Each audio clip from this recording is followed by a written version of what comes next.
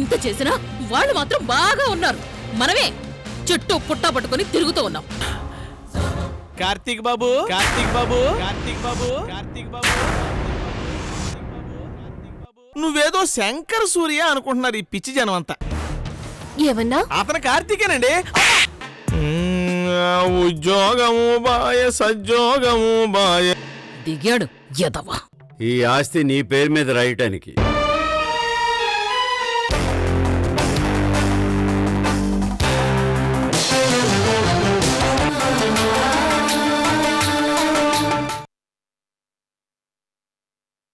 అమ్మలాంటి వదిన మనసు నీకు అలాగే అనిపిస్తుందమ్మా.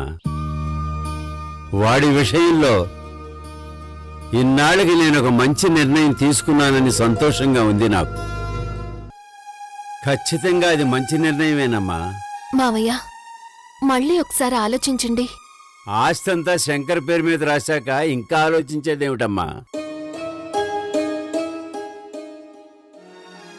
తన మీద కోపంతో మీరు లక్ష్మిని మర్చిపోతున్నారు. ఆస్తి ఉంటేనే పట్టించుకోనివాడు లేదు అంటే లక్ష్మిని అసలు పట్టించుకుంటాడా? మృగం గాయం చేస్తే మందు రాయాలి గాని ఎలాగో గాయం చేసింది కదా అని ఆ మృగానికి ఆహారంగా వేస్తామా? నా కూతురికి నేనున్నానమ్మా.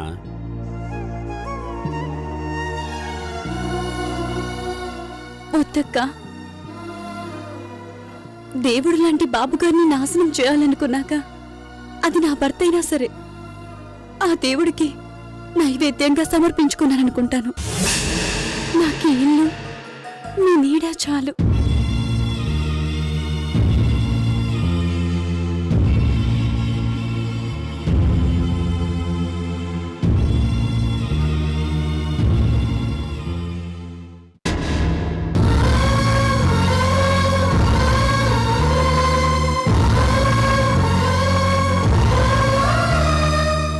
దూరం కావాలనుకునే కొద్దీ దగ్గరవుతూనే ఉన్నారు. వాళ్ళ మాటల్లో నిజాయితీ ఉంది, వాళ్ళ ప్రేమల్లో నిజాయితీ ఉంది. నేనే నిజాయితీగా లేను. ఇలా ఎంతకాలం? అభిమానాన్నే పంచుతున్నారు అనుకుంటే ఆస్తుల్ని పంచుతున్నారు. నేను కాను అని ఎంతమంది చెప్పినా నమ్మని వీళ్ళు నేను కాను అని ఎలా చెప్పను? రోజు రోజుకి ఇక్కడే వీళ్ళ ప్రేమల మధ్య ఇరుక్కుపోతున్నాను.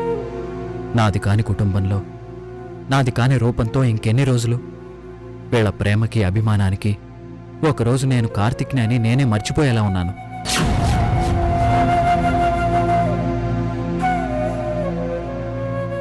చందు చెప్పినట్టు నేను శంకర్ సూర్యాని కాదు అని తెలిసిన రోజు ఈ ప్రేమలు ప్రళయంగా మారతాయి. నమ్మక ద్రోహిగా వాళ్ళ జీవితాల్లో మిగిలిపోతాను. అది జరగకముందే బయటపడాలి. ఎలా? నా కొడుకు దేవుడు అని నమ్మే తండ్రి, నా భర్త రాముడు అని కొలిచే భార్య, అన్నను వదిలి ఉండలేని లక్ష్మణుడు లాంటి సాంబ, వీళ్ళ అభిమానానికి దూరంగా పోగలనా? వీళ్ళ ప్రేమల్ని తప్పించుకుని పారిపోగలనా? అన్నీ సమాధానం లేని ప్రశ్నలే. ఇక్కడ వీళ్ళ గురించి ఆలోచిస్తుంటే అక్కడ అమ్మ పరిస్థితి, చందు పరిస్థితి ఏంటి? విరాట్ కనిపించట్లేదు. వాడికి అజయ్తో సంబంధం ఉంది. వాడికి ఏమన్నా అజయ్ షెల్టర్ ఇచ్చి ఉంటాడా? అదే జరిగితే ప్రమాదానికి అమ్మ చందు చాలా దగ్గరగా ఉన్నట్టు. అసలు అజయ్ విరాట్కి పరిచయం ఎలా అయి ఉంటాడు? రుద్రవరంలో ఉండే విరాట్కి అజయ్ ఎక్కడ కలిసి ఉంటాడు? ఎవరి ద్వారా ఇద్దరు పరిచయం అయి ఉంటారు? అజయ్కి విరాట్కి పరిచయం ఉంది కాబట్టి ఇద్దరూ కలిసి ఉంటారా? ఇప్పుడు ఎక్కడ ఉండుంటారు?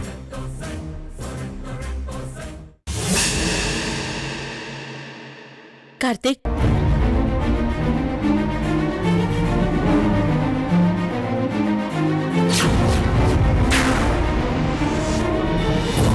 వీడి భార్య చంద్రముఖి, వీడి ప్రియురాలు మేనక, ఇంకో భార్య జలజ, ఇప్పుడు నువ్వు. కార్తీక్ బాబు, దీన్ని బట్టి మీ అందరికీ ఏమర్థమైంది? ఇతను శంకర సూర్య కాదు, కార్తీకే అని.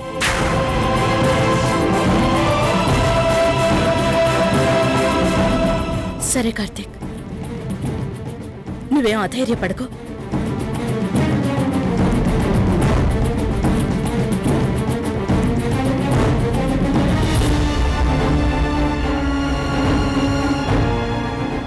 అక్క. రాహుల్, అర్జెంటుగా నీతో మాట్లాడాలి. సరే అక్క, ఇప్పుడే వస్తున్నాను.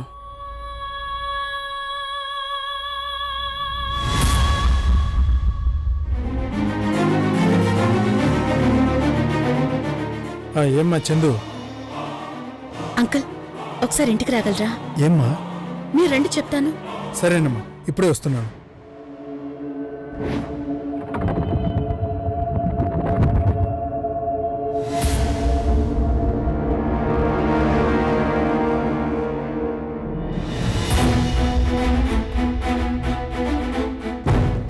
ఏంటమ్మా అర్జెంటుగా రమ్మన్నావు? యశోధర కామ్గా ఉంది అనుకున్నా, తను మారలేదు. మళ్ళీ ఏమైందమ్మా? ఆ రోజు మేనక విషయంలో వచ్చి మొసలి కన్నీరు కార్చింది. అప్పుడే తన గురించి ఒక్క క్షణం ఆలోచించుండుంటే ఈ రోజు ఈ పరిస్థితి వచ్చుండేదే కాదు. మా అమ్మ మళ్ళీ ఏం చేసింది? కార్తీకే శంకర్ సూర్య అని నమ్మించటానికి నేరుగా వాళ్ళ ఇంటికెళ్ళిందట. నమ్మించడం తన వల్ల కాలేదు. తర్వాత నారాయణ్ని పంపించిందట. ఇలా తను తన మనుషులు మార్చి మార్చి కార్తీక్ని కార్తీకే అని నమ్మించాలి అని చూస్తుంటే అది ఏ రోజైనా కార్తీక్కి ఇబ్బందే. ఆ రోజంత అవమానం జరిగినా మా అమ్మకి ఇంకా బుద్ధి రాలేదన్నమాట. మార్పన్నది మీ అమ్మ జీవితంలోనే లేని పదం. తన గురించి నీకు నాకు బాగా తెలుసు. ఎన్ని అవమానాలైనా భరిస్తుంది, ఎంతమంది చీ అన్నా సహిస్తుంది. తను చెయ్యాలనుకున్నది మాత్రం చేస్తూనే ఉంటుంది. ఇంకా మనం చూస్తూ ఊరుకుంటే కార్తీక్ ప్రమాదంలో పడొచ్చమ్మా. అది జరగకూడదు అంటే ఆ యశోధర ఎక్కడుందో ముందు మనం తెలుసుకోవాలి. తనని పట్టుకోగలిగితే తన ప్రయత్నాల్ని ఆపచ్చు. కానీ మా అమ్మ ఎక్కడుందో తెలుసుకోవడం అంత సులభం కాదు కదక్క. తెలుసుకోవాలి రాహుల్. ఎలాగమ్మా? శంకర్,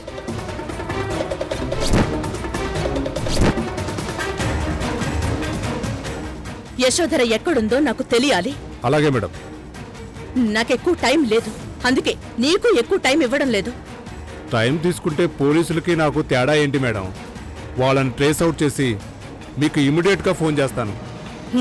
నీ ఫోన్ కోసమే వెయిట్ చేస్తూ ఉంటాను శంకర్. అలాగే మేడం.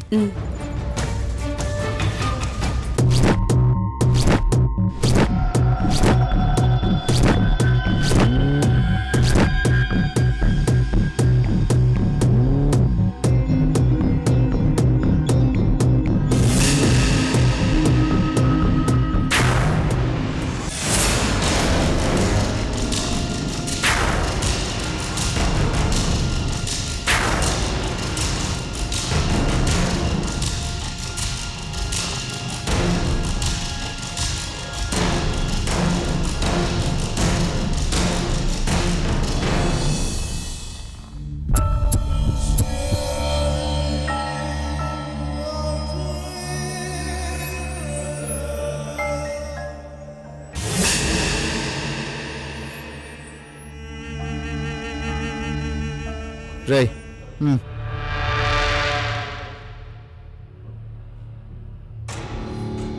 వాడు నా అన్న కాదని నాకు తెలుసు, కానీ నా వాళ్ళే నా మాట నమ్మట్లేదు. అందుకే కదా మా సాయం తీసుకోమంటే నువ్వే వినలేదు. నేనే చెయ్యాలి, నేనే సాధించాలి, నేనే పీకేయాలి అని అన్నావు. ఏమైంది? ఇంత అవమానం పాలవుతాననుకోలేదు. నీ ఇంట్లో వాళ్ళు నిన్ను అనుమానించడం కొత్తేం కాదు కదా. అవమానించింది నా ఇంట్లో వాళ్ళైనా వాళ్ళు అవమానించేలా చేసింది ఆ కార్తీక్ గాడు.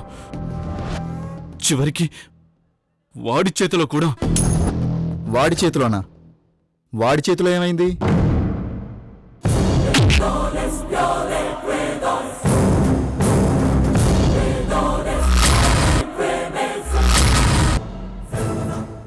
మరి మొన్న రాత్రి నువ్వు ఫోన్ చేసావు కదరా? నేనా ఏంటి? నీ ఫోన్ నుంచే చేసావు కదరా? ఏ, నా ఫోన్ నుంచి చేయటం ఏంటి? నన్ను కొట్టి రూమ్లో పడేసి నా ఫోన్ కూడా లాక్కుపోయాడు.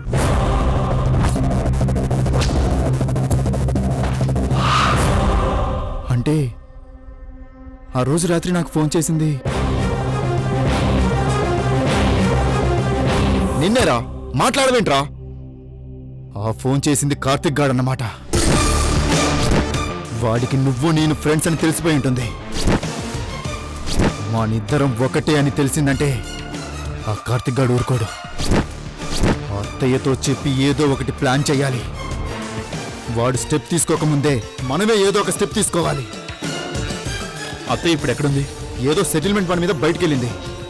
ఆ అత్తయ్య రాగానే వాడి మ్యాటర్ ఫినిష్ చెయ్యాలి.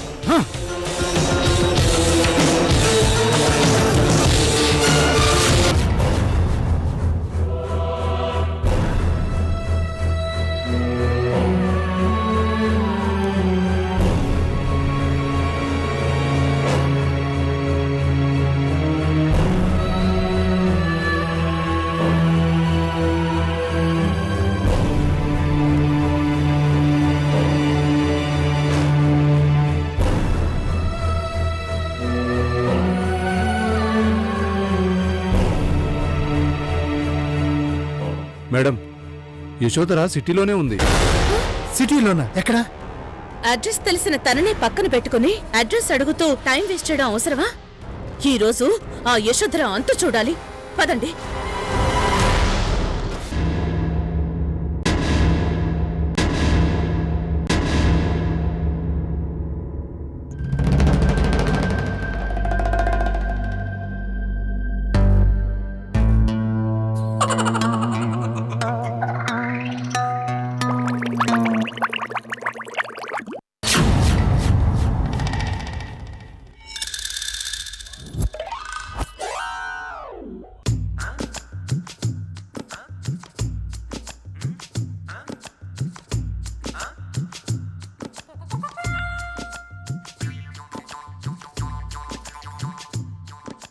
రై, ఏమి పట్టనట్టు ఆ పేపర్ చదవకపోతే ఆ కార్తిక్ గాడి గురించి ఆలోచించొచ్చుగా.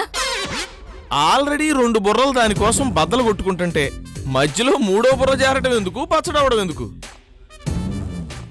అసలు ఉందో లేదో ముందు స్కానింగ్ చేయించుకుని చెప్పు. లేకపోతేనే మంచిదిలేండి. ఉండి దాన్ని మీలాగా తన్నులు తినడానికి వాడటం కంటే లేకుండా నాలాగా ఇదిగో ఇలా ప్రశాంతంగా పేపర్ చదువుకోవడం బెటర్.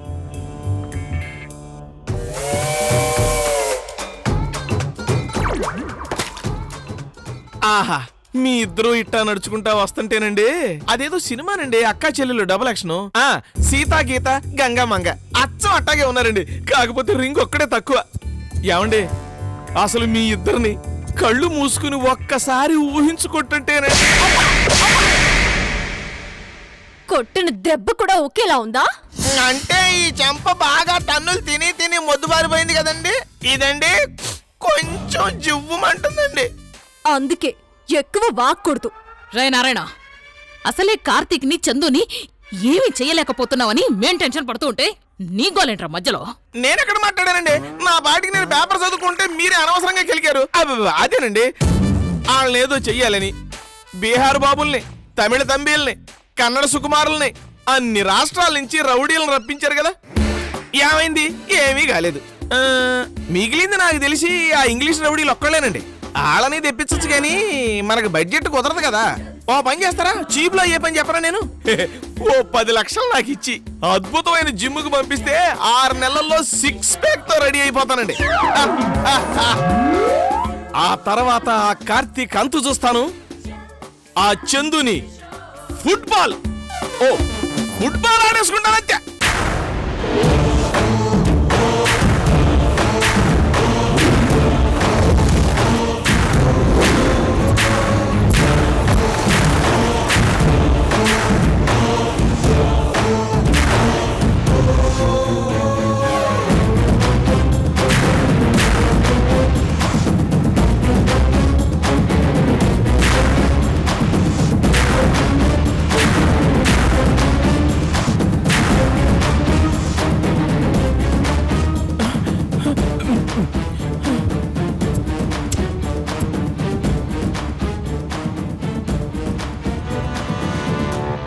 ఏంటి చందు ఈ యశోధరని వెతుక్కుంటూ వచ్చావు?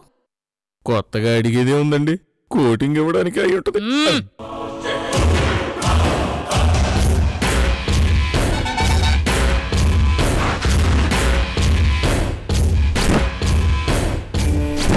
రుద్రవరం వెళ్ళావా? ఈ మాట అడగడానికి ఇంత దూరం రావాలా? ఫోన్ చేసినా చెప్పేదానిగా. కార్తీక్ విషయంలో జోక్యం చేసుకోవద్దని చెప్పాను. ఏయ్, నువ్వేంటే మాకు చెప్పేది? ఇక్కడికి మాట్లాడడానికి వచ్చాను, నీ ఇన్వాల్వ్మెంట్ అవసరం లేదు. ఏయ్, నా కూతుర్నే కొడతావా? వచ్చిందే కొట్టడానికి. కార్తీకే శంకర్ సూర్యాన్ని నిరూపించాల్సిన అవసరం మీకేంటి? ఆ రోజు అత్త ఇచ్చిన కోటింగ్ సరిపోలేదా? నువ్వు ఈ నారాయణ ఒకరి తర్వాత ఒకరెళ్ళి ఏం చేద్దామని? ఇంకేం చేద్దామని? ఆ కార్తిక్ గాడిని రోడ్డుకి ఇడుద్దామని. కార్తీక్ కి ఇబ్బంది కలిగిస్తే సహించను అని తెలుసు, అయినా కార్తీక్ వెంట పడుతూనే ఉన్నారు. ఇంటికొచ్చిన రోజే నా చేతిలో నువ్వు చావాల్సింది. అయినా నువ్వు బ్రతికావు అంటే అది మా అత్తయ్య పుణ్యం. నీ కూతురు చేసిన ఘనకార్యాలు తట్టుకోలేని ఆమె కార్తీక్ విషయం కూడా తెలిస్తే ఏమైపోతుందోననే భయం నిన్ను ఆ రోజు కాపాడింది. ఓరిల్లెమ్మ కడుపులు మాడ, ఈ తల్లి కూతురులది ఏం జాతకమో గాని వెతుక్కునొచ్చి మరీ తంతున్నారు. ఏమే, నా కార్తీక్ ని చంపాలని చూస్తావా? నా కార్తీక్ కడుపులో కత్తి దింపుతావా?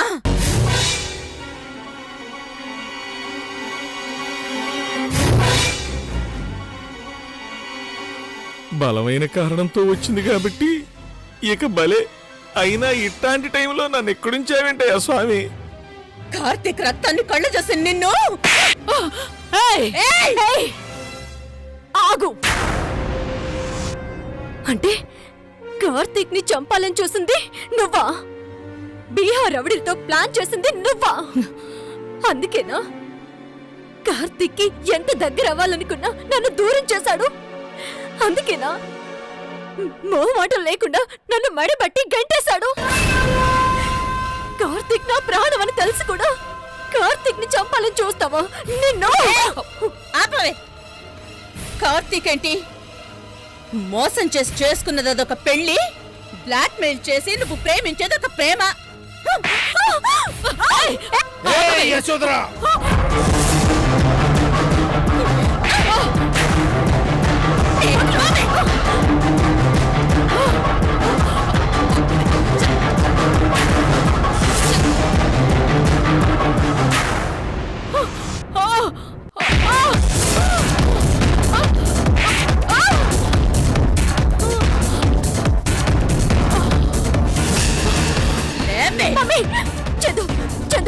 చందు నా మాట వినపోతు.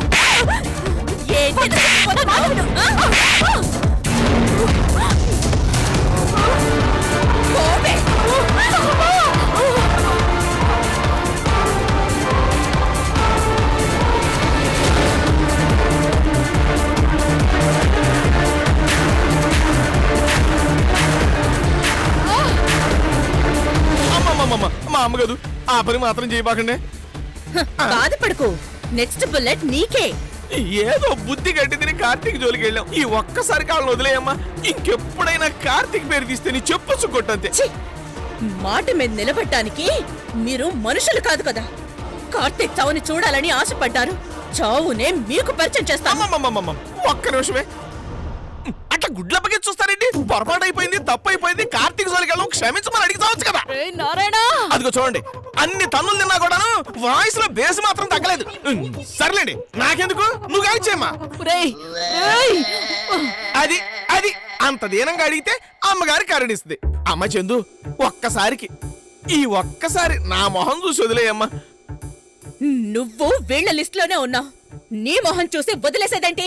అమ్మా, దారిని పోతుంటే కుక్క పిల్ల అడ్డు వస్తుంది, కాల్ చేస్తావా? నాకు ఆ కుక్క పిల్లకి పెద్ద తేడా లేదమ్మా. అమ్మా, నన్ను ఆ లిస్ట్ లో తీసేసి చెప్తాను. వీళ్ళ మొహాల ముందే గన్ తీసేసి. సమస్య లేదు. మిమ్మల్ని ఇంకా ఎట్టా బతిలాడాలమ్మా? మీరట్లా గుడ్లు అప్పగించుకొని చూస్తారేంటండి? ఏమన్నా తేడా వచ్చిందనుకో ఈ గన్నులో నుంచి బుల్లెట్ బయటకు వస్తే పుచ్చకాయలాగా మీ ఇద్దరు తలకాయలు లేచిపోతాయి. మాట్లాడండి అమ్మా, రిక్వెస్ట్ చేయండి. నేను ఇంత రిక్వెస్ట్ చేస్తుంటే మీరు సైలెంట్ గా ఉంటారంటే మీరు కూడా కోరస్ కలపండి, కరుణిస్తారు.